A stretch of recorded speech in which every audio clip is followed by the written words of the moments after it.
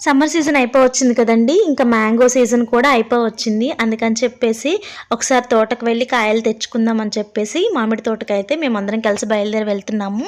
మాకిక్కడ దగ్గరలో agriculture college ఉందండి. అందులో మామిడి తోటలు ఉన్నాయన్నమాట. అక్కడ కాయల టేస్ట్ చాలా బావుంటాయి అని చెప్పేసి అక్కడ కొనుక్కుందామని వెళ్తున్నాము. అంటే పచ్చియి ఉంటాయి. మనం తీసుకెళ్ళి మాగబెట్టుకోవాలి. కాయలైతే టేస్ట్ చాలా బావుంటాయి. చాలా తియ్యగా కూడా ఉంటాయండి. ఇంకెటు దగ్గరలోనే ఉన్నాం కదా! ఒకసారి తీసుకొని వెళ్దామని చెప్పేసి వచ్చేసాము. ఈ ఇయర్ బయట షాప్‌లో తెచ్చుకున్న దానికన్నా మాక్సిమం ఇలా తోటలో నుంచి తెప్పించుకొనే తిన్నామండి.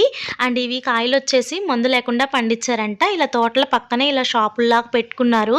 రకరకాల కాయలు ఉన్నాయండి. మామిడికాయల్లోనే ఇన్ని వెరైటీస్ ఉన్నాయా అని ఆ రోజే తెలిసిందనమాట నాకు. ఇంకా మేమొచ్చేసి బంగనపల్లి అయితే ఒక 5 కేజీస్ తెంపుకొనొచ్చి ఇంకా తీసుకున్నామండి పచ్చివి. ఇవి ఇంటికెళ్ళిన తర్వాత మాగబెడతాను.